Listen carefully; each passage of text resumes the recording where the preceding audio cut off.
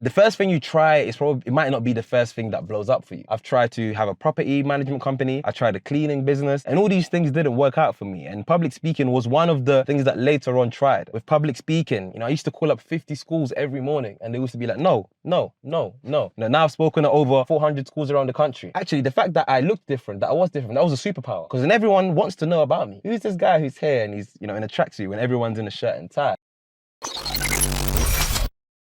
Welcome back to another episode of Foster Podcast. And after a little break, we are back with a banger.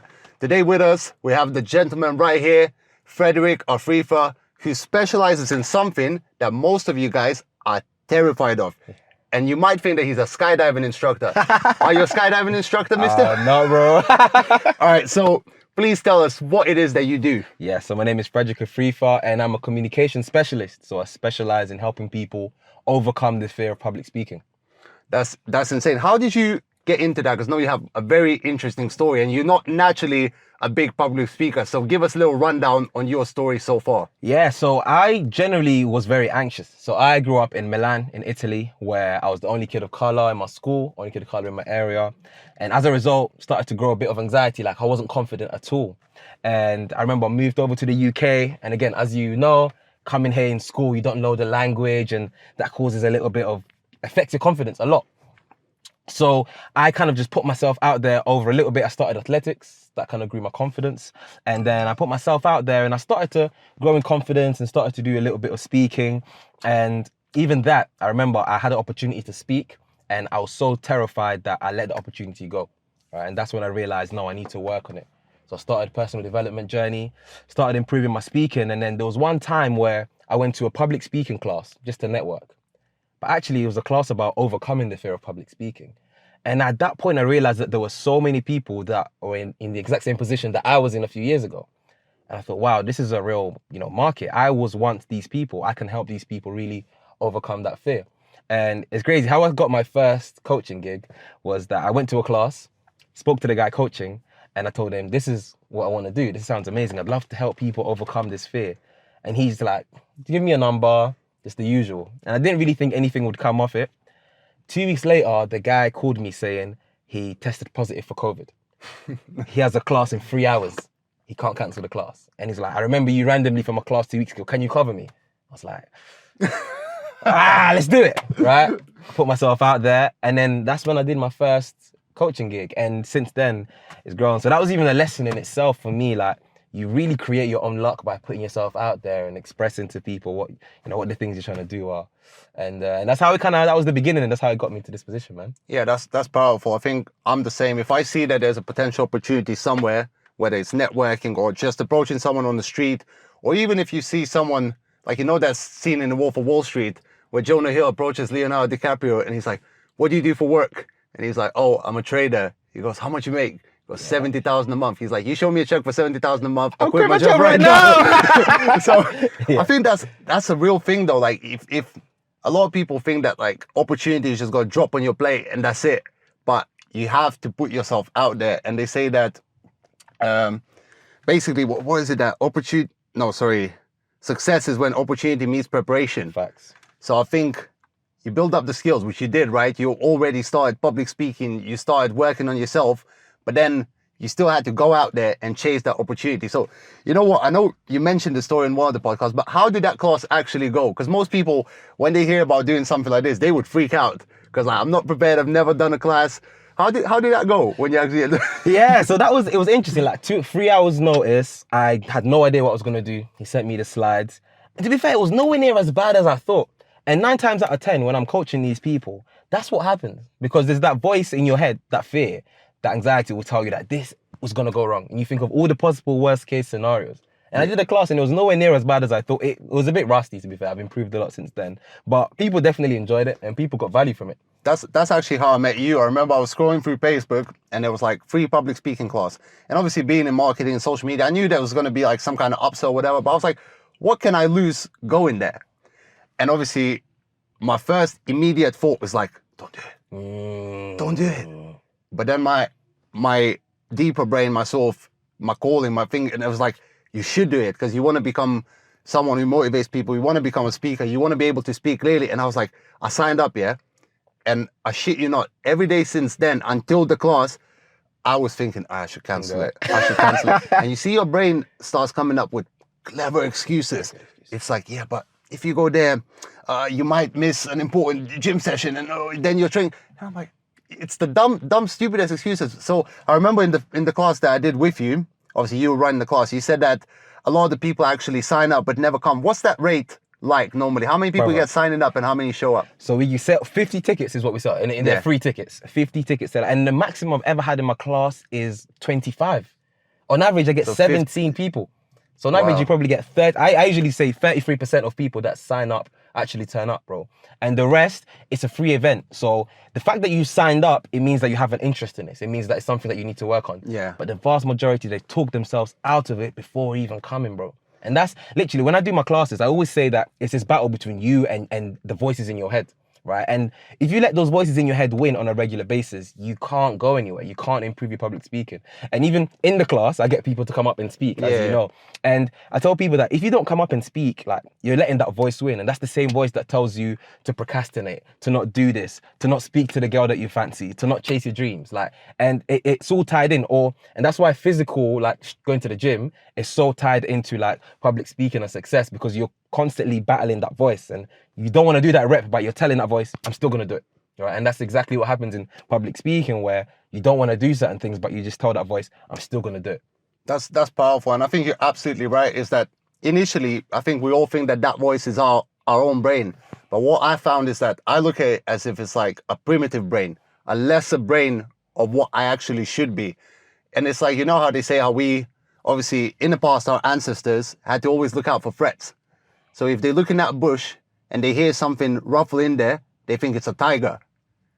And we carry that over to a low level in our sort of current environment and how we actually live now. And I notice it a lot, is that you almost expect threats or danger in situations where there's no danger. Like I remember in the class, you were comparing that people who, you know, you're comparing public speaking fear to like real fears of like real tangible objects. And it's almost like, it's pretty much the same thing. Exactly. And that's a real thing. So let's say for someone who's watching this podcast, listening to this podcast, what would you say is the first thing you should address if you're terrified of public speaking? The first thing you should address when you're terrified of public speaking, I think self-awareness is so important. So like our philosophies are on a lot of mindfulness, because actually it's understanding that, like you said, that part of your brain that tells you you should be very terrified of this, that is the same part of the brain that is just trying to protect you from if you cross the road and a car's coming, right? So your brain is going into that fight or flight mode. However, you're safe. So it's about tricking your brain or telling your brain that you're safe in this environment. So simple things like breathing exercises, they help so much, because usually when you're safe, you're calm, you breathe from your stomach, you don't even realize it. And it's really long breaths. When you're panicking, you breathe from your chest, and it's really shallow breaths. So you actually switching your breaths, breathing from your diaphragm, is telling your brain, I'm safe in this environment. So it's little things like even just shifting the way you breathe can tell your body, this is a safe environment. That's powerful. That's actually very interesting. And one thing that surprised me when I was in your class is that at first when I came in, you can feel that almost awkwardness, that sort of weirdness in the air, because everyone there is there for the same reason. And everyone there is either scared to speak in public or, you know, they want to improve. But once you started calling people up front, even people who I kind of was watching them for, oh, they're not going to do it, they kind of open up. So I think it's that, like you said, you're always thinking that it's going to be so much worse than it actually is. But once you actually do it, you're like, you know what, it's not that bad. 100%. Another thing I'd really wanted to speak about is the work you do with schools and with young children, young men. So how does that all work? Talk to us a little bit about, was it Believe in Greatness? Believe in Greatness. So Believe in Greatness is the organization that I set up, and really and truly, my theory and my life is testament that we all have greatness inside of us, bro. And often we go out trying to look for things that will make us great. But actually, I always tell people that for the world to change around you, you need to change. Once you change, your perspective changes and the world around you changes. And that happened with me. Like we were talking before about mentors. Having certain mentors that will totally destroy your beliefs on money, for example. You know, being in a place where I was working for £10 an hour, and, you know, for me, making £100 was a lot of money. So one of my mentors telling me that, you know, he gets flown out to Jamaica to do a talk and he gets £10,000 for 1 hour talk. And it's totally shattered my beliefs, you know, and then I started to really work on myself and I started to see that these things happen. And so believing greatness is all about helping young people understand that they can be great. And it's all about pulling that greatness out of them. So we go into schools and we do keynotes, we do workshops to really shift the mindset. Because as we said before, with young people especially, they're very malleable in terms of their mindset, right? They're very impressionable. And actually, you know, I work with councils because I tell councils like, working with these young people can actually help reduce the crime rate. Because what it is with young people is that because they're impressionable, they'll look at a role model, someone who's older than them, drives a nice car, got a nice watch, and they'll think, okay, I want to be like this guy. What does he do? He does crime. Okay, I should do that. Whereas getting people like us going into schools, they can see people that look like them and think, rah, he's got nice trainers, he's got nice clothes. I want to be like him. What does he do? And I tell them about how I got there and it shifts their perspective. So for us, believing greatness is really a mission to help young people understand that they can be great. We do that via the keynotes. We help them with the communication skills and their mindset. Okay, so if someone's watching this right now and they have a young kid, what would you say they should focus on to set them up for a better future and a better life? Let's say they're 14, 15 years old, maybe they're a bit distracted at school and all that stuff. How would you approach that scenario, having worked with children that age? I think the biggest thing that young people struggle with is fear. Whether it's fear of judgment from their friends or fear of failure, or fear of letting people down. And that fear actually stops them from doing anything. Like we discussed, you know, there are people when you went to school that were super smart, but from the fear of, you know, looking a certain way, they actually stopped themselves from even going to an exam. I'm going into schools and I'm doing assemblies and I'm like, okay, if you got this great idea, come to the front and speak.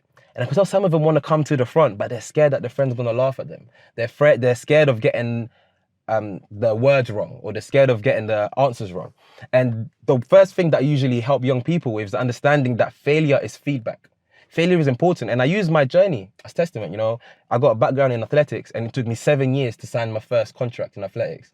With public speaking, you know, I used to call up 50 schools every morning and they used to be like, no, no, no, no. You know, now I've spoken at over 400 schools around the country. And when you fail, you can either do one of two things. Number one, you can think, I flopped, this isn't good, and I never want to do this again. Or you can think, this didn't go well, but what can I learn from this? So for me, with young people, it's really helping them understand that failure is actually just part of the process, right? And the illusion that it's all going to be smooth really stops young people from getting to that next version of themselves. So someone listening to this, I would say encourage your young person to help them understand that failure is part of the process. Trying and failing is better than not trying at all. That's powerful. So you mentioned your athletics career. How did that develop? So you said you started athletics at what age were you when you started off? 14 when I first started. Okay, and I remember you were supposed to go on a scholarship to go to train in the US, right? Is that the case? How did that work out? Because now that's an interesting story on its own that shaped your life in a very particular direction. 100%. So I was training in athletics and it's going really well. I'm still currently training and I was supposed to go to the ESA for a scholarship. And I remember I had 4 different scholarship options. I was supposed to go in 2019 and then good old COVID happened. So I was supposed to go end of 2019. So that didn't happen. So they said, okay, I can go early 2020. Again, it didn't happen. 4 different scholarship offers that were pretty much agreed. On the last minute, it didn't happen. And that's because the US colleges didn't have enough money. Usually they got their money by selling out tickets of basketball, football. You know, they're selling out 50,000 tickets and they use that money to then get scholarships. Now they had to do these sports on empty stadiums. So instead of having the budget for 20 athletes, they had a budget for 3 athletes. Getting a Jamaican athlete, an American athlete, and then whatever. So as a result, I didn't get the chance to go. And actually that was quite devastating for myself because I had pretty much set up everything to go. Same way with COVID, my athletics contract got scrapped at the time. And within a few months, bro, I realized that the bank account was getting smaller and smaller and smaller. So I had to humble myself and get a job at Sainsbury's as a delivery driver. And there's nothing wrong with working at Sainsbury's as a delivery driver, but from a person who's supposed to go to the USA, you know, doing professional athletics, to now driving at Sainsbury's, it was a very humbling moment for me. And that's actually the moment that I had to do some really deep reflection and say, okay, if I'm going to be in the UK, then what can I do? What are my strengths? What are my weaknesses? And that's when I actually started speaking. So had I gone to America by now, I wouldn't be in the position that I'm in terms of believing greatness and the public speaking. That's very powerful. And I've noticed that throughout my life as well, is that when I'm going through hardships, I always think that that's my path. Like even if at the moment, like I remember I went to Brunel for my first year of uni. It's a great university, but I was young and I was dumb. So all I did was I used to train, I used to do my weightlifting, and I used to party. And I used to do engineering, which is a hard course at a very high level university. And I remember the exams came, and I'm quite okay with sort of passing exams, not studying and passing. So I was like, all right, exams are next week. I'm going to just cram it in a week and that's it. So I'm there in the library, you know, because I believe in hard work, but I know that I can skate through. So like, you know, 9 p.m. until like 2 a.m. I'm there, you know. And I remember the exam day came and I opened up the paper and I was like, I get none of this. None of it. And I remember, you know, when you get that cold sore sweat feeling, and I was like, I'm done. I'm finished. And I remember I came home and I told my parents, I was like, I'm going to have to drop out of uni. And they're like, oh my God, what happened? Do you not like it? I was like, no, I'm just going to fail all my exams. Needless to say, I dropped out, but then I went to a different university where I met my best friend and I started my entrepreneurial journey and he inspired me to do all sorts of things. So that big failure, probably the biggest failure of my life, led to so many great things. And I think that's so powerful for a lot of people that are going through tough times. But how did you, at that particular time, so you 6 a.m., you're sitting in a Sainsbury's van, how did you keep yourself going where it felt like there's no direction? Because at the moment, you didn't know that you're going to start a business. You're just there grafting in a job where it's very easy to get lost and get stuck there for the next 20 years. 100%. And also, it's important for people to understand that it was hard, right? It was hard. And I definitely felt, I wouldn't say I was depressed per se, but there were days that I felt incredibly sad, you know, incredibly upset with my circumstances. But I just believe that that's what separates people that are extraordinary and people that are ordinary. Because that pain, some people actually weaponize pain. Same way people weaponize like anxiety. You can use pain very powerfully. I used that pain to really drive me, to really push me to doing what I really wanted to do. So for me, one thing that I tell young people especially is goal setting. Because I always say that your mind is like a mind map. So your mind is like a sat nav, sorry. And setting a goal is like putting a destination on the sat nav. I was gonna use the same You're gonna use the same example. one. But you know what, that's what I tell young people. It's so good. So setting a goal is like putting a destination. So that gives you direction, right? And I tell them that on your way to your destination, if there's roadblocks, Google Maps will not tell you to stay at home. It'll give you another route, another way to get there. And that's what was really important for me. That at the time when I was working at Sainsbury's, I felt like I was lost because I didn't have a goal.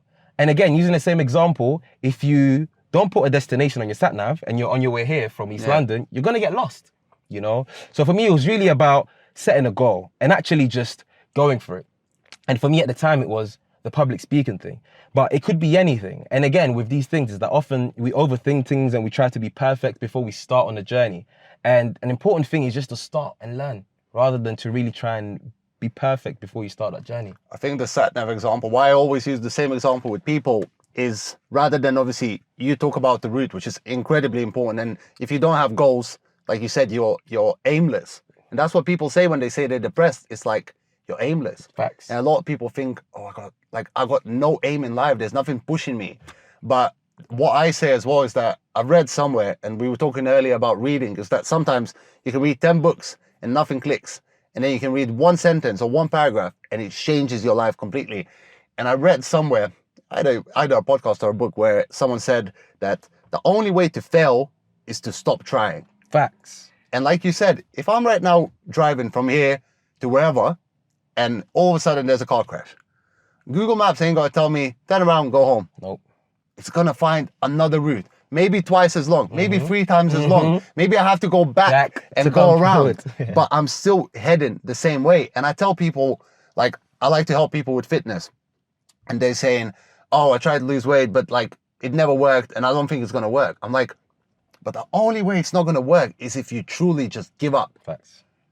If you give up, if you're consistent, doesn't matter what you do, it will eventually, something will work, because that's how the universe works. If you put in the energy in equals energy out. Like somewhere, something is going to pop off. 100%. So I think what you said is so important. It's like having clear goals, and what you do, especially serving others. And so I'd like to touch on that, because I think that's very powerful, is that we spoke about setting goals, but how does that influence you when you are not only working to build your own business or make money for yourself, you're also influencing the youth and shaping that next generation of young people?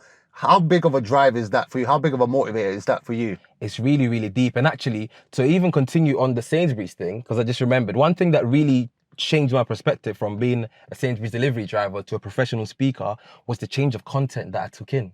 Right, I remember during those times when I was driving in those delivery vans, I started to listen to self-development stuff. I started to listen into motivational stuff. Before, I would just listen to like sports radio. Okay, and I started to actually take in different kind of content that had me thinking in a different kind of way. And that's when I actually understood maybe I need to set goals.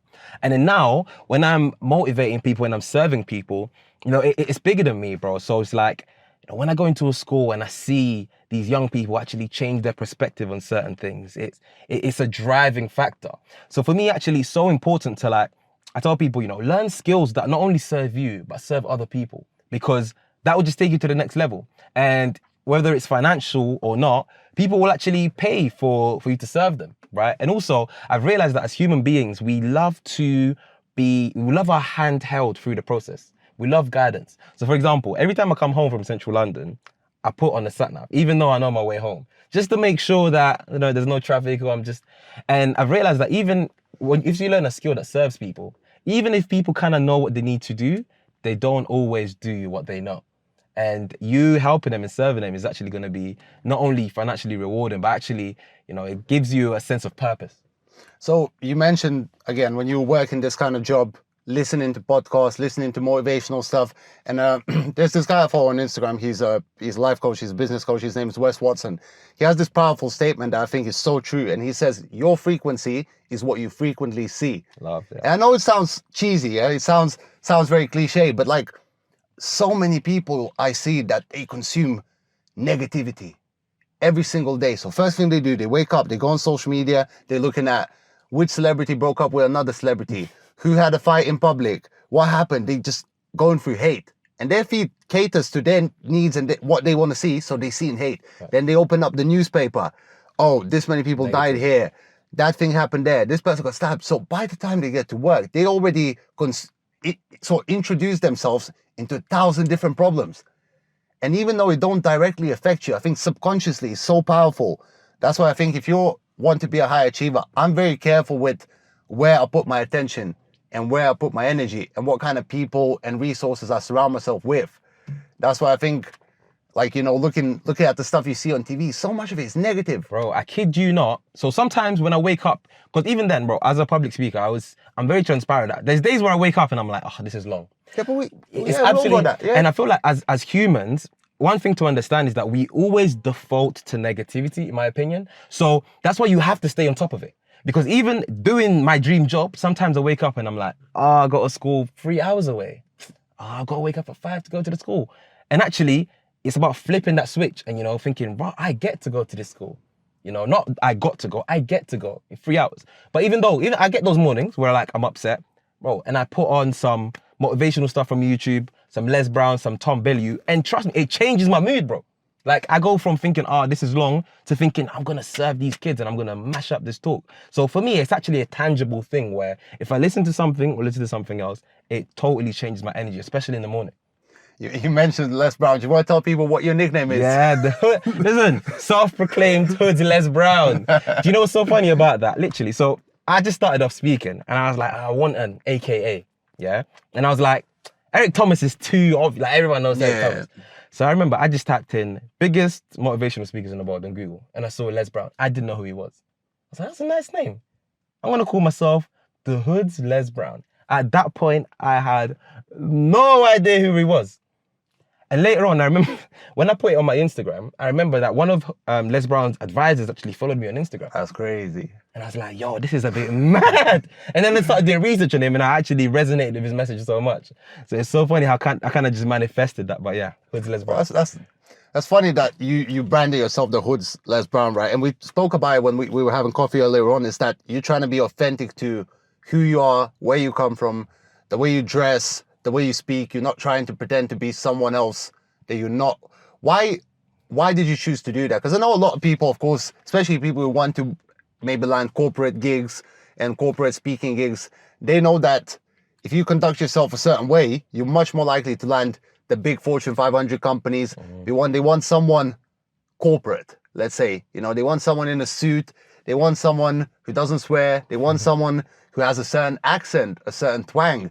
So why did you make that choice to say, you know what, I'm going to be me and we'll go from there. It's so important for me to serve the people from my community, man. I want people to look like me and think, wow, he looks like me, he talks like me, and he's made it. So can I. And another important thing is that I remember my first few corporate gigs that I got, I would switch it up, right? And I'll try and speak the Queen's English. And actually, I did really, really bad. And now, when I do my public speaking classes, I coach people to forget fake it till you make it. And you should embrace it until you make it. Because what happens if you're really nervous and anxious is you can do one thing. You can do two things. Number one is you can pretend you're not anxious and nervous and put on a mask. Or number two, you can think, oof, I'm really anxious right now. What can I do next time to reduce this anxiety? One is embracing it and understanding that it's going to happen anyway and you're going to work on it. The other one is putting on a mask. So I'm really against, putting on a mask and pretending to be someone else, putting on a character. It's really important for me to be authentically myself. And actually, I realized that when I do that, people connect with me more because I'm more human. At the end of the day, behind those expensive suits is a human being. So for me to fully be myself, I feel like I also get the room to do that as well, to be themselves. And I think subconsciously, all of us sense fake energy. Maybe not all of us, but I think a lot of people pick up on it. Like, sometimes you're somewhere, someone approaches you trying to sell you something. Maybe you're in a networking event or whatever, and you instantly, just from the way they're acting and conducting themselves, you're like, yeah, you put your guard up, whereas another person can approach you in a very similar way, but you'd be like, yeah, this person's cool. So I think that's authenticity is very powerful. And like you said, you will attract the right people that you want to work with, because like you said, when you're fake, you'll attract people to that fake persona, but you're not the fake persona, so you won't even enjoy hanging out with these people. That's the main thing. It's like, like we spoke about as well earlier, people who try to squeeze themselves into sort of different circles. So let's say you're very much working class, you're from the hood, and you're like, you know what, I want to squeeze myself amongst the posh kids or whatever. And then you get there and you're like, you know what, I enjoy none of this. That's facts. I enjoy none of this. And I think we're all guilty of it to some degree, right? We all try to build a fake persona. And I think, we're always going to struggle with that to some degree. Like you said, maybe you're going to meet Les Brown and you got to talk differently. You know what I mean? Because you're going to be like, all right, let me sound like a proper motivational speaker. Oh, what do I say to him? How do I introduce myself? I don't think that ever goes away. So you mentioned, even nowadays, you wake up some days, and even when you're serving people, you're like, you know what? This is long. I don't want to do this. How do you break out of like a negative mindset? Because like you said, your brain, and I agree with that, your brain, I think, defaults in a state of any sort of state of chaos, it defaults to negativity. Because I think that's a more protective state. So like we said, if you do see a tiger jump out, it's better to be negative than be like, hey, tiger, you want to be my friend? So how do you break out of that? Let's say it's 6 a.m. in the morning, you just woke up, you're about to do a talk in 3 hours, but you don't want to do it. So what's your process or some tips that you have? Definitely. So I think gratitude is a really big thing for me, especially when I do what I do, because the gratitude is what changes my perspective from I've got to do this to I get to do this. So it's really, for me, that's one of the things that kind of get me out of that mood where I wake up, I can't really be bothered. And then I remember, actually, listen, what's the alternative to this? So ask myself, an alternative to this will be working in an office or working at Tesco's or doing things that I wouldn't enjoy. That's number one. And then number two, that's when the serving other people thing becomes really important, because it's not even about me like that anymore, bro. It's bigger than that. So it's understanding that, my message is, it transcends myself. So it's not really about what I want to do. It's about what's required. And that's something I also learned, by listening to content from Alex Hormozi. He was like, it's not about doing what you want to do. It's about doing what's required. And understanding that sometimes what's required is beyond the scope of the things that you're comfortable with, but you still got to do it. I think that was a big shift for me as well, is that when I first started my entrepreneurial journey, it was all self-centered.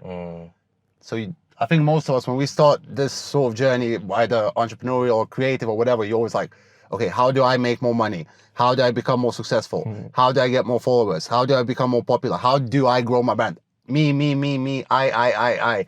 And I think that's when you lose dedication and motivation so quickly, because as soon as the I starts slipping up, you're like, I'm done. Yeah. Whereas when you start building up a bigger goal for yourself and something beyond yourself, I think that's so powerful. So like you have all these thousands of children that you already helped and you keep helping.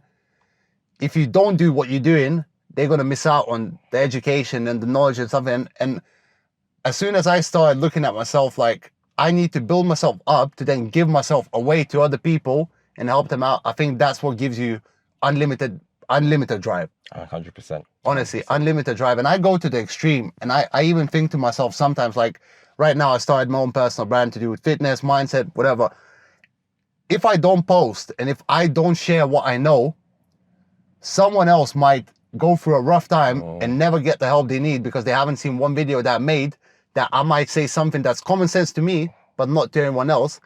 And that might lead them to, you know, quit their job or start drinking or start doing drugs because they feel like there's no help. So I think you're being selfish. If you have a skill set and you're not giving it away, you're not giving yourself up to other people. Bro, it's crazy. Literally, Les Brown said that if you get to the end of your life and you didn't get to a position where you were able to serve a few people or even one person, then you've kind of wasted it. You know, if you haven't at least served people, if you haven't at least helped someone, then you've got to a stage where, you know, you didn't make the most of your life at all. And, you know, and a lot of people, I think he said something like, you know, I forgot what the quote is, but in the sense that people like, you know, expire without actually having lived, you know, and I think it's a really important point where one thing I've realized is that the more selfless you are in this process, the more comes back to you. You know, the more energy you give, the more people you help, then the more you grow, you know. So when you actually come out of that selfish mentality of it's all about me, it's all about others, that's when the magic happens. Yeah, no, like I totally agree. And I think you can start doing that at any level. Like whoever's watching, don't think that you have to be an entrepreneur or a speaker or a teacher or a mentor to start doing that. Like even if you are working, like we're in a Tesco's car park, even if you are working at Tesco's, yeah, and let's say you're working at a till, just smile at people. Thanks. Ask them how their day is going. Make their day 1% better, and you'll see how quickly you'll start seeing your energy rise and your own frequency rise. And that's what I used to do. Even when I'm doing jobs that I didn't enjoy doing, I would be like, you know what? Let me at least smash it.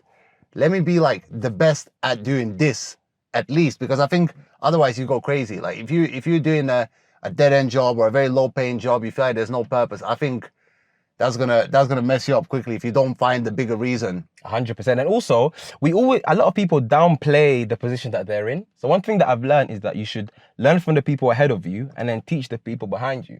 There will always be people that are better than you, know more than you, but same way, there will always be people that don't want to be in a position that you're in, don't know as much as you know, especially for creators and entrepreneurs. So people always try to kind of be perfect, get to the top before they start serving people, giving advice. But my thing would be learn from the people in front of you and then serve the people behind you. So my friend Tim Cooper, who's an incredible life coach and helped a lot of people, he said that even if you're a day ahead of me, there's something that you can help me with. Wow. Do you know what I mean? So, and I think that's so powerful because if you want to be a high value man, you always look up way above you and you start comparing yourself. So let's say you must look up to speakers that sell out arenas. Right. And then the danger of that is you start comparing yourself to them and you're like, well, I only sold out a class of 500 kids. Like I'm nothing, but you're like, wait a second, but you're so far ahead of someone who's just starting out. So you can teach them so much. And I think service to others is a very powerful motivator. But let's go back to something that you mentioned earlier, which is mentors. So first of all, how did you start finding your mentors? And if you're a young man or a young woman who's trying to succeed in life, how do you go out and find mentors that help you out along your journey? That is a great question because I had no idea how to do this, bro. See, that's my thing as well. Like now I'm lucky to be blessed with some amazing mentors, but how did you start? It's crazy. So literally, if I think about all the mentors that I know, I literally put myself out there, and it's scary to put yourself out there, but you have to. So one of my mentors, Jay, how I got him is, so I started posting videos of me speaking online. So then when they started to get a little bit of traction, I started to pay bigger blogs to post my videos. One of those videos did pretty well, went like kind of semi-viral, and on the back of that, I got some opportunities. And one person was like, oh, listen, I got this company. We work in schools in the UAE and the UK. Do you want to work with us? And I was like, wow, this just happened on the back of me putting myself out there. I started working with this organization, and one of my mentors, Jay, he's one of the senior presenters in this organization. That's how I got that mentor. Second mentor, I went to these meetings called the PSA, Professional Speaking Association. Bro, I went to these meetings. Someone would say that I was so out of place. Okay, I'm the only one in there under 40. I'm the only one in there who's not white. I'm the only one in there not wearing a shirt. But I used to go on a regular basis. And one time they had this guest speaker called Roger Harrop. He's in the top 10 business speakers in the world. And he gave us some advice, and it was like really, really, really good. And afterwards, I spoke to him and I connected with him on LinkedIn. And actually, I used one of his tips to get a gig. So I used one of his advice that he gave us, and that was like, it got me my highest paying gig at the time. It was about like £550 using all the advice that he gave me. One thing that I clocked, that these people, they're really high achievers. Before they mentor you, they want to see that you're serious. They want to see that you're implementing the things that they teach. So once I told him, oh, I used the advice that you gave me and it really worked for me, he was like, let's meet for a coffee in central London. And we met for a coffee in central London. Yeah. And now, I'm being mentored by one of the biggest business speakers in the world. And those are just two examples of how I got mentors. But it was for me kind of putting myself out there, putting myself in a position where, there are people that are better than me, putting myself in certain environments where I was a little bit uncomfortable, but, that's where the mentors are. And if you think about it, your current skill set has got you as far as it's going to get you, and for you to get to the next level, you need to learn new things. And you learn new things by putting yourself into different environments, learning from these different people. That's how I personally got my mentors, by going to these kind of events by myself, not knowing what to expect, and then, showing them kind of how serious I am. So Jay loved the fact that I put myself out there on social media. Roger loved the fact that I listened to him one time, implemented it, and got a gig from it. That's powerful. I think another tip that I have that has helped me massively to land sort of massive mentors, and maybe some of them didn't stick around, but at least I got so much value from them, is that you first need to understand that you can't just hit them up and ask for something straight away. Facts. Because it then becomes a transactional relationship where you're providing them with nothing and you're approaching a highly successful person saying, oh, can you give me this? And if this person is let's say a multimillionaire, he has 1,000 DM requests a day, why should he go out of his way and waste his very valuable time to help you? Facts. For no reason, right? So I think what you need to do, if let's say you're trying to hit someone up, is over-deliver value. So find the skill that you're good at and find how you can help them. And I think Alex Omozi actually made a video recently talking about this, and he said, you don't even ask them how you can help them, because then you're asking them to do work. Facts. You're asking them to be like, oh, how can this person who just randomly messaged me help me? Oh, let me go on his profile. Let me see his skills. They ain't got time for that. If you see, it's like, for example, I approached this one guy who was a very successful fitness coach, and I wanted to get some advice from him. I was like, how can I hit him up in like a clever way? So I remember I looked at his content, and I'm a decent editor for vertical content. So I looked at his content and I was like, all right, I took 5 of his YouTube videos and I chopped up about 10 clips for his socials. And I was like, hey, brother, just wanted to hit you up. I'm a content creator. I'm an editor. I chopped up some clips for you. I hope you like them. This guy DM'd me like 5 minutes later. He's like, bro, this is sick. Like, send them over to me. And then you'd be surprised how much value people are willing to give away completely free. Mind you, these are people who are charging $5,000, $10,000 a month to mentor people. How much they're willing to give away for free to people that are up and coming, but hungry. Honestly, bro. And I'm living proof of that. Like I said, Roger, he's in the top 10 business speakers in the world. Who knows how much he charges for his consulting? But he gives me free sessions because he saw that I was hungry, because he saw that I implemented exactly what he told me. And within a week, I was able to get a high paying gig at the time. And I reported back to him and he said, okay, he's a serious guy and he's helping me. Yeah, because you're taking action. And that's the biggest thing, just showing people that you're an action taker. And that for me, that's what's really helped me get these mentors, man. I think that's the biggest way to fumble the bag as well, is that if someone does accept you and trying to teach you, and then you're not taking action, how disrespectful is that?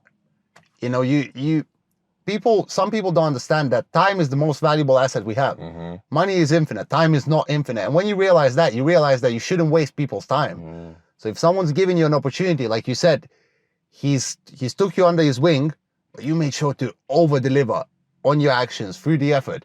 But I want to go back to something you said earlier, is that the only reason you even landed the opportunity to speak to him and get mentored by him is because of you going out there and doing things that are very hard for you, maybe, or uncomfortable or a bit strange, and they felt like they were way above where you were currently at. And there's a saying I heard lately that also like stuck with me deep, is that bigger levels bring bigger devils. And I was like, yeah, that's true.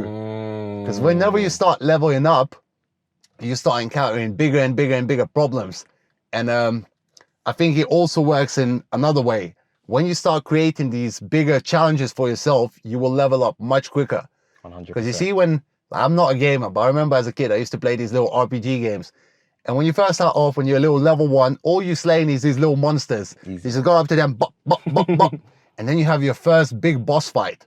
And when you slay the boss fight, you get a lot of XP, you level up quick. And then again, you chopping, then you get another boss fight. And those boss fights are sometimes hard. Sometimes you get slayed, your level goes down.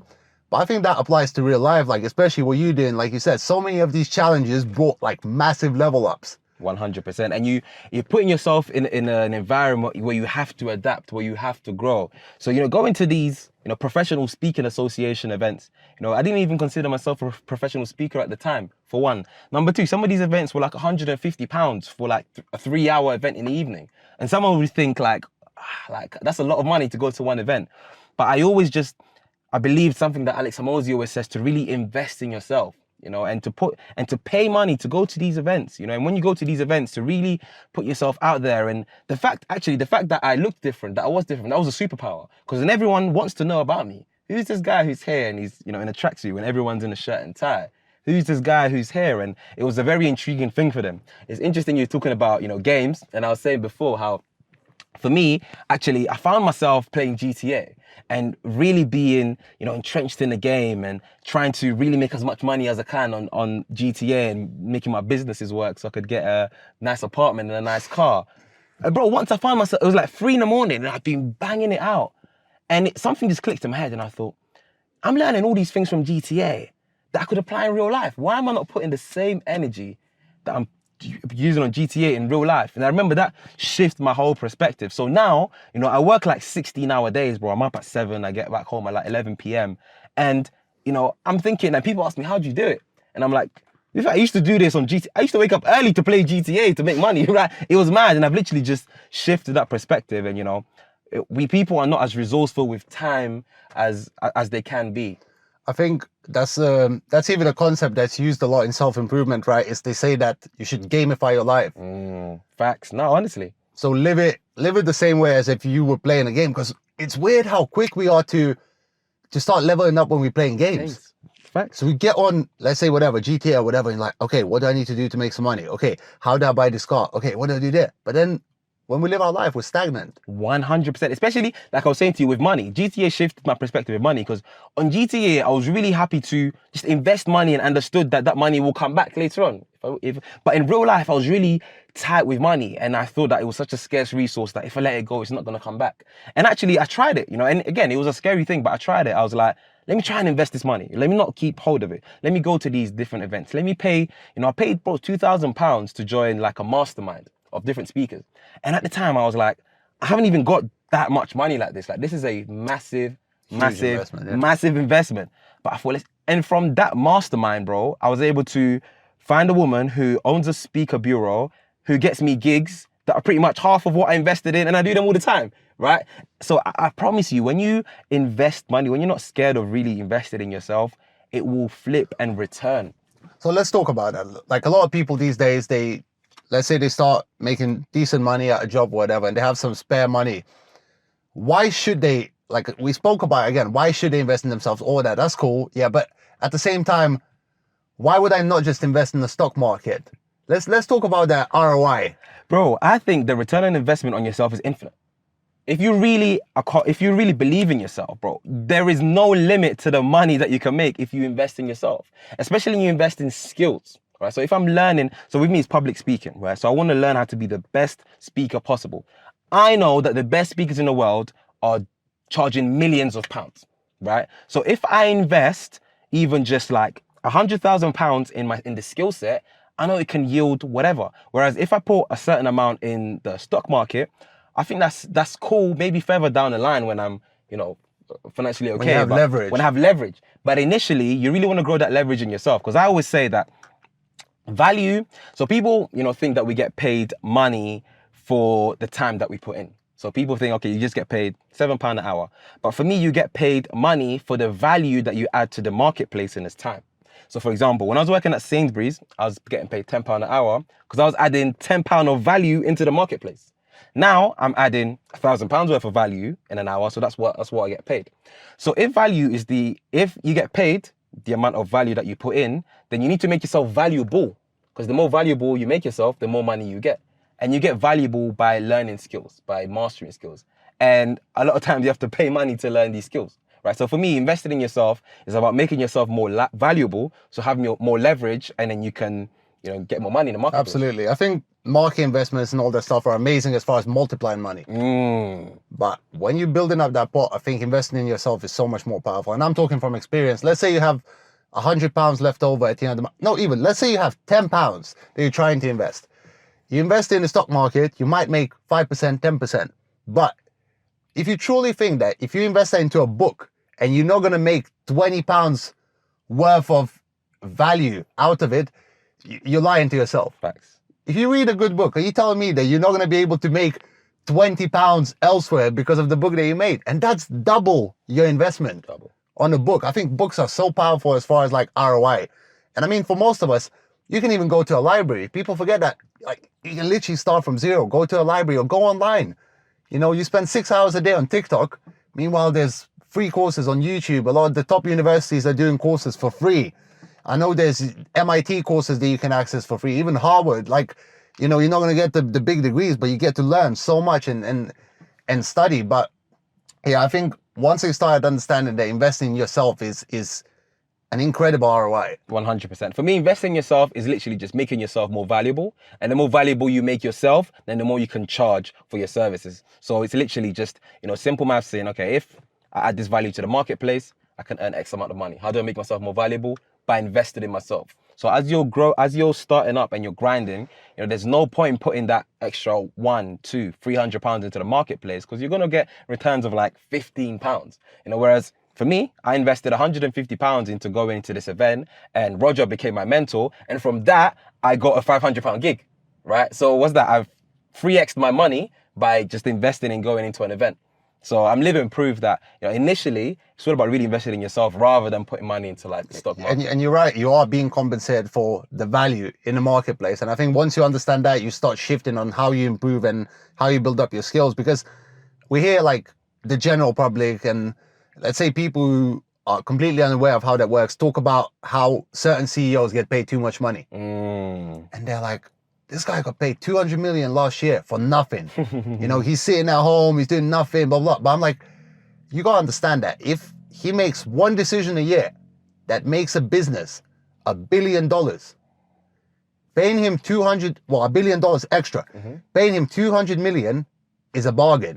Easy. Because you get an incredible ROI. And even for yourself, if you are a public speaking coach and you meet with the CEO and you tell him, I'm going to charge you £20,000 for this 2-day workshop, but I guarantee you that you're going to be able to land business deals and pitches where you're going to make, $10 million, $100 million investments into your business.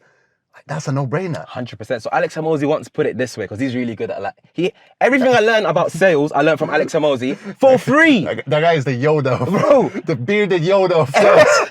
If you want to learn something about sales, just type in Alex Hormozi on YouTube. Trust me, I learned everything I know from him. And he was saying, what you need to do is basically, like you said, if I'm a public speaking coach, I'll say, for example, my services are £20,000. And people will think, whoa. But if I can guarantee you that from this £20,000 investment, you can make £100,000, you're basically buying £80,000. Yeah. Right? So the business owner is basically buying £80,000 because I can guarantee them that from investing in myself, they're going to make this money. So then it's a no-brainer. So that's what it is about, like you said, the marketplace, that people, assume that, wow, these people are getting way too much money. But like you said, if you could make £1 billion by paying someone 2 million, would you not do that? Of course you would.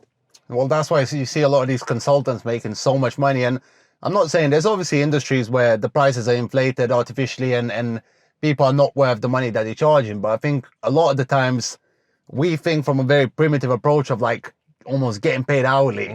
So we're like, well, he was there for 2 hours and he got 10 grand. Oh, well, that doesn't make sense. Like, it doesn't make sense to us. And that's what's important. That's something that we spoke about off camera, and that you actually raised the point of consistency. Right? And Alex Hormozi again talks about the opportunity vehicle, because you can be consistently working at a £10 an hour job and think, okay, I'm really doing this consistently, but then you're not really going to get anywhere. But then that's just a bad opportunity vehicle. You're just putting your effort into, driving a van. Whereas if you put your efforts into, for example, football. Football is a great opportunity vehicle where kids start at 5 years old and then they do it for 10 years. And if they make it, 15, they get a scholarship. That's a great opportunity vehicle that can give them lots of money. Public speaking is a decent opportunity vehicle where you're leveraging, the time that you put into it, but you're charging them lots of money. And I often say to people that everything is hard. Like working at McDonald's is hard, being a teacher is hard, being a public speaker is hard, being in construction is hard. So if everything is hard, then you might as well find something worth suffering for, because everything you're really gonna suffer about. So it's about finding something worth suffering for and then being able to leverage that skill set so you can maximize your... Well, there is a saying, right, that like putting the effort to be rich is hard, but so is being broke. Or something along those lines. By the way, I don't know if you people see this, but we're spitting some fire because we're running hot. We're running hot in this car. So I'm open the window and we'll be right back. All right, so we cooled off a little bit and we're back in business. Yes, the car is a bit less foggy. So off camera, we spoke about you getting into events. Yes. So tell us a little bit more about those and who are they going to be aimed at and what's the whole goal with that? Yeah, so like I said, putting yourself out there, increasing your network is something that really has helped me get to the next level. But often I get this question is, how do I network with people? How do I find mentors? So starting from April, going to put together our first networking event, Believe in Greatness networking event. And it's going to be an amazing event where we're going to do a workshop about public speaking. So there's going to be lots of speakers there, lots of people who want to improve at speaking. But it's also an event where there's going to be 100 entrepreneurs, creatives, speakers for people to network with, for people to increase their network, for people to find mentors. And that's going to be our first event. And the plan is really to grow it and to create a place where not only people will learn how to be better speakers, which is what we already do, but people can really, increase their network as well. How do you network if you have no money? Let's say you try and network to, obviously, like the saying goes, your network is your net worth. Yes. How do you improve your network if, let's say, you're completely broke, you're a young man, and you're just trying to get out there? What would you recommend to those people if you can't yet invest money into yourself? That's a very, very good question. So I think a good way to network and to find mentors when you haven't got money is finding like-minded people. Okay, so you'd be surprised. There are young people who probably think like you, who probably have the same ideas as you. And they are probably in these certain environments where there are cheap events you can go to for maybe 10 or 15 pounds. So like one company I'll shout out is the Gen Z Club. They are an organization that put together all the Gen Z hustlers. And I remember going to one of their events and thinking, damn, you can go into these places and there are so many other young people, and there you can maybe find your potential business partner. There you can potentially find, your future mentor. And I think putting yourself in these environments is really something that can change your perspective. So if you haven't got money to go to expensive events, it's really about finding places that have people that will be like-minded. Okay, let me hit you with a bit of a harder question.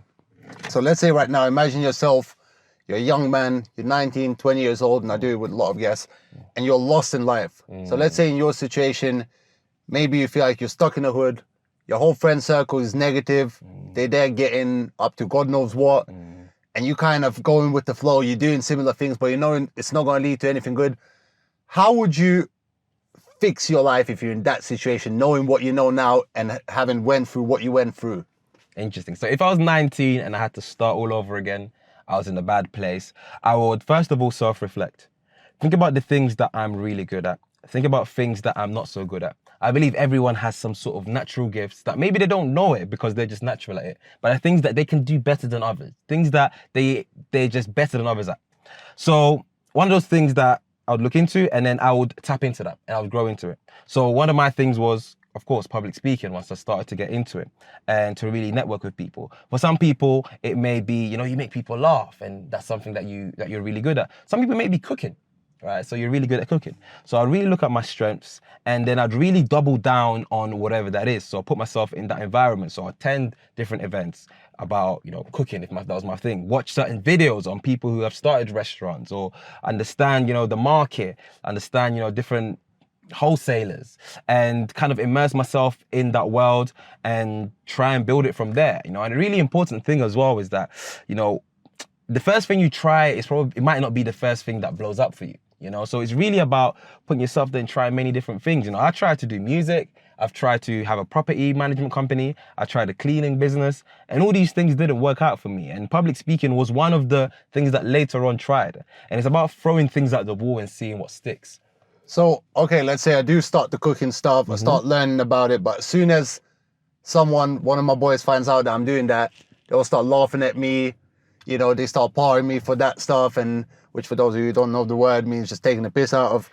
How do you deal with that? How do you separate yourself and go, you know what, this is my thing, I'm going to keep doing? What helps in that situation? That's a very, very good point. And that's something that I kind of struggled with at the beginning. Even my own family were very confused about, okay, public speaking, coach, like, what is that, you know? And in that case, it's really about having the courage of your convictions. And one of these things in life is that, you know, if you always want to serve people, if you, not even serve people, if you always want to please people, then unfortunately, you know, you're not really going to get anywhere. So for me, it's really understanding that, you know, the people that you want to impress have to be the people that either put money in your pocket or teach you something. You know, once you really stop trying to impress the people that, you know, are not even in the position you want to be in, then, you know, then that everything will change. Because actually, if you think about it logically, you know, we always want to impress people that aren't even in the position that we want to be in. They're not putting money in your pocket. They're not teaching you anything new. So why are we actually trying to impress them? So it would be really about trying to get out of that mentality. That's interesting. And I think for a lot of us, we even create a person in our head, this perceived hater. And don't get me wrong, like we're all, I'm sure we have haters, and you have people who want to see you fail, but they're normally not the people that are doing well themselves, are they? That's true though. That's true. But that's the thing, they're not out there doing big things, because then they wouldn't be out there hating on you. 100%. I think at the same time, we overthink it. Like, I remember I used to be terrified of actually doing this and getting in front of camera. And what I was thinking is that I'm going to put up my first YouTube video, and it's just going to be 100 people telling me that I'm horrible, I'm shit, I'm ugly, I'm this, I'm that. And then you put it out, and it's like 10 comments, and they're all positive. And you're like, hurrah. Like, this is... So we create this boogeyman under the bed. 100%. This demon in the wardrobe that we're going to open up and it's going to jump out and eat us. But I think it's just... It's pretty much non-existent majority of the time. Exactly. And like I said, I think, you know, for your world to change, you need to change. So for any 19-year-old who is in a bad place and they're not happy with it, it's understanding that your life is a reflection of all the decisions that you've made so far. And, you know, being self-aware enough to understand, okay, I need to change the decisions that I make for me to change my reality. So changing your mindset, changing the type of content that you take in, taking the type of videos that you watch. Even if you don't like reading, there are audiobooks, there are videos. There is absolutely no excuse. Changing your perspective on those things is going to help you understand that, you know, you don't have to impress these people, that you need to, you know, serve people in the right way, that you need to add value. So that's what it's truly about. You know, these 19-year-olds need to change the content that they take in, change their mindset. As a result, their life will change. So what would be some of the good resources that you'd recommend for young people? Someone, maybe books, podcasts, people to look into. What are some of your go-tos as far as education and self-improvement? So there is a YouTube channel called Impact Theory from this guy called Tom Bilyeu, and I learned so much about big. Tom. Tom is really big on, you know, on mindset. He's a massive entrepreneur who has sold a company for $1 billion and is currently building another one. Tom Bilyeu is a G. Alex Hormozi is another go-to guy. He's mainly, you know, on sales, entrepreneurship, and he's really massive on that. And then also just whatever niche that you're in, finding people that, you know, are good in that niche. And it's simply as easy as putting on YouTube, you know, whatever, you know, cooking kind of coach or whatever, or public speaking coach, or, you know, whatever.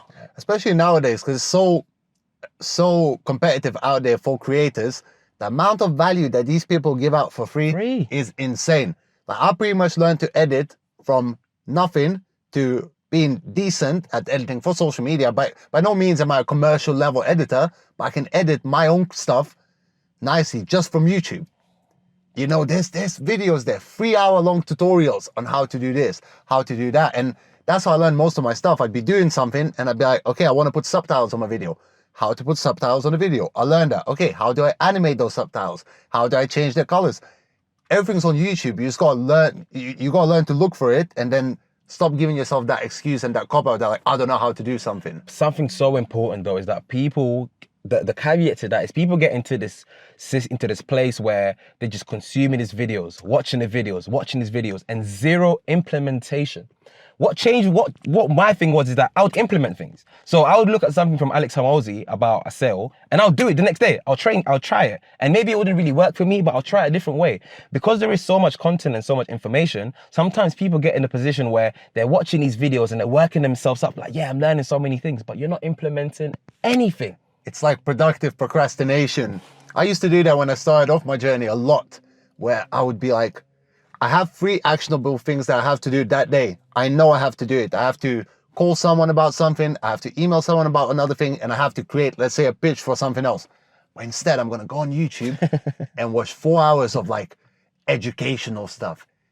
And even though deep down, I know it's bullshit what I'm doing, but because it's educational, I'm like, well, I'm learning. There you go. And they give yourself that excuse. So I think you're right. There's these like success zombies that go to every seminar, they read every book, they watch every podcast, but they never implement something. So what I recommend is start something where you can, like you said, implement that stuff.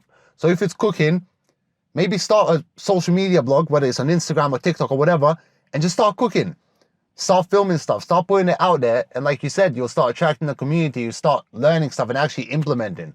So rather than watching unlimited recipe videos, watch one and then make it the next day, film it, put it out there. 100%. And it's a similar thing with books that I find sometimes people just read and they treat books like TV series where they read one book next, read one book next, read a book next, read a book next. Whereas actually, if I was to ask you about that book, do you even remember any of the things? Could you implement any of the things that it's like vanity metrics. Exactly. People like, yeah, I read 100 books in like my life, blah, blah. But it's like, how many of them are you implementing? And funny enough, I filmed a video yesterday for my personal brand. And the hook for that is reading is useless. Yeah. And then I go, wait a second, let me explain. Because just reading alone is useless. And I used to be that guy. I'd be like, oh, I can read a book in 3 days. Let me just speed reading, reading quickly and like skimming. But then like, why? Why? And now I have certain books, like there's one called Millionaire Fastlane by MJ DeMarco, but basically he breaks down the whole game. Wow. From start on how the financial system works, to how to provide value, to how to make money, to how to start business, to how to find a business that you can scale, leverage, etc. I must have read that book 6 times. Fantastic. And I listened to the audiobook about 8 times. Fantastic. Because I think that book gives me a good structure that I can start implementing. Honestly. And I tell people, you're better off reading less books more than reading loads of books once. Because you're reading those books once, and really and truly, I've never actually read a book once, even if it was really good, and remembered it all, right? No. So I'd have to read it more than one time. So actually, it's about being less vain about how many books you read, and actually, increasing the quality of books that you read, or understanding. Now there's certain books where if I'm a couple chapters in and I understand it's not giving me the value that I want, it's fine. I don't have to finish this book. I move on to the next book. Yeah, no matter your opinion on him, and I got my reservations, Bill Gates actually said that sometimes he starts reading a book, 10 pages in, he's like, this isn't for me, and he just leaves it. But some of us are so stuck in that vanity metric of like, oh, but I need to read this book because someone said I need to read it, and then, oh, I need to read X amount of books this month. Like, it's such a silly sort of play on faking that whole like entrepreneurial life or that self-improvement life. And I think, like you said, implementation is powerful. We're at an hour, so one thing I want to end on that I always ask people, and I think it's a deep question, and I think I'll enjoy your answer. Where do you see yourself in 10 years? Wow. What's the big vision? Very, very good question. So, obviously, I don't know where I'll be in 10 years. My goal is to have my own television show, which will be a TV show on personal development. And of course, I'll add entertainment into it because without that, you won't get on TV. But it'll be a personal development TV show. And my aim is to grow my events to one day sell out an arena, sell out a stadium, and to really just impact as many people as possible, And it's beyond me at the moment. I see myself in 10 years' time as the go-to person when people want to overcome their fear of public speaking, if people want to improve in their communication skills, and if people want to actually become public speakers as well. So that's where I see myself in 10 years' time. So let me hit you up with a bit of a rebuttal to that. Why TV over a more permissionless media, let's say YouTube? That's a very, very good point. So I think, because like you said, you have to add entertainment, otherwise you won't get on TV. But YouTube, for example, I think allows you a more permissionless platform. That's actually a very good point. And you got to remember, there's also that mindset that a lot of us have, especially us, because we're young, we grew up on a lot of TV. And less internet, because internet only came around at a certain time. But like Mr. Beast is bigger than any TV channel in the world as far as the amount of leverage he has and attention and impressions that he gets. So That's I think yeah, I'm gonna hit you up with that. No, thank you. And that's actually that's a very, very, very good point that actually gonna digest, because really and truly going down that route is gonna have lower barrier to entry, and really and truly, internet is the future, isn't it? A lot less people are watching TV. And you can't get on TV tomorrow. Yeah, but you can start a YouTube show tomorrow. That's a very, very good point. And if you look at, funny enough, Alex Hormozi, I started watching him. I want to be a hipster and say I watched him before he was cool. He had about 60,000 subs, and he had one video about sales, whatever. I just randomly stumbled on it. And there's this bearded guy with this lumberjack shirt, jacked to the gills, traps up to here. And it's like a 45-minute video on high ticket sales. And this guy filmed it on this like fucking 2004 webcam. I remember. He's in this like, it looks like a cupboard, like little wardrobe. And he's there like in front of a camera. But the stuff he was spitting was phenomenal. I was like, wow. And like this guy done it on probably $50 budget, even though he had money even back then. And now he's one of the biggest brands in the world when it comes to that niche. So I think that's the beauty of permissionless media. Like if you're a great musician, you can blow up on SoundCloud. Whereas before, if no one signs you, you're never going to blow up because you don't get radio deals. I think same thing with YouTube. We see a lot of young creators coming up quickly because their content is insane. So I think that's what I'm going to hit you up with. Bro, and I've learned something today, man. Really, truly. Yeah. And for the people watching, I think picking permissionless media, which is, you know, media source where you can go in and put something out tomorrow where you're being genuine and no one can really stop you from doing that, other than obviously you going against their guidelines and things like that. I think that's so much more powerful because that takes away the big barrier and to entry, like such as the gatekeepers that might look at you and say, you're spitting the truth, but it's not entertaining enough for us, or it's not controversial enough for us. So I'll hit you up with that. And finally, thank you so much for this. I've learned a lot from this conversation and I really enjoyed it. And I wish you all the best in your future. Thank you so much. Appreciate it, man. Thank you guys for watching. And just as a thank you, please leave us a like and subscribe to our channel. Thank you and goodbye. Take care.